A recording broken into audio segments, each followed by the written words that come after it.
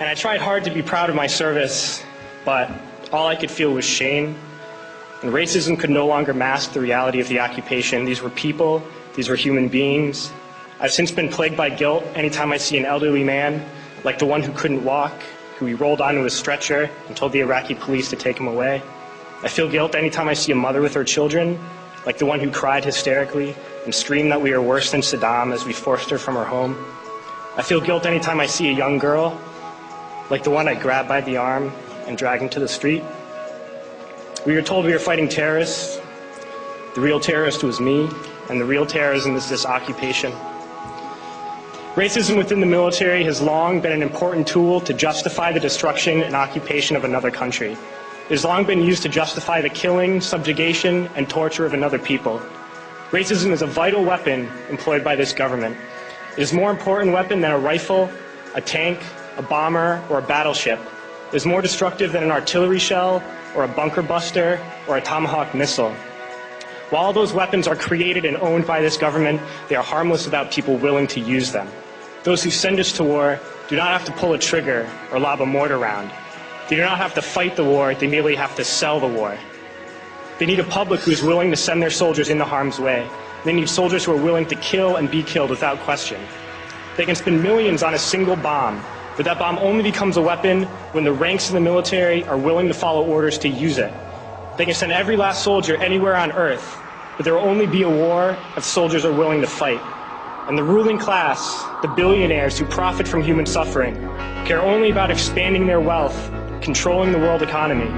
Understand that their power lies only in their ability to convince us that war, oppression, and exploitation is in our interest.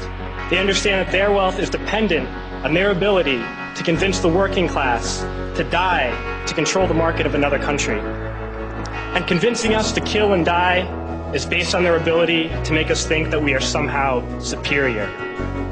Soldiers, sailors, Marines, airmen have nothing to gain from this occupation. The vast majority of people living in the U.S. have nothing to gain from this occupation. In fact, not only do we have nothing to gain, but we suffer more because of it. We lose limbs, endure trauma, and give our lives. Our families have to watch flag-draped coffins lowered into the earth. Millions in this country without health care, jobs, or access to education must watch this government squander over $450 million a day on this occupation.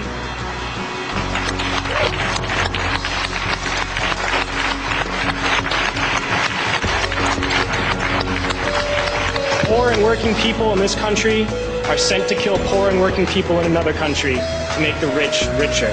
And without racism, soldiers would realize that they have more in common with the Iraqi people than they do with the billionaires who send us to war.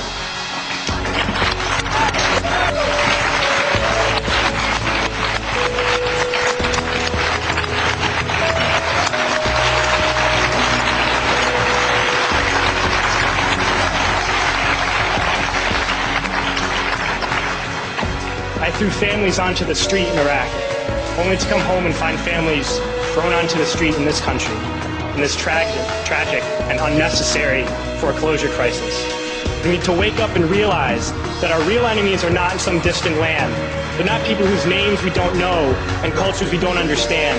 The enemy is people we know very well and people we can identify. The enemy is a system that wages war when it's profitable. The enemy is the CEOs who lay us off from our jobs when it's profitable. It's the insurance companies who deny us health care when it's profitable. It's the banks who take away our homes when it's profitable.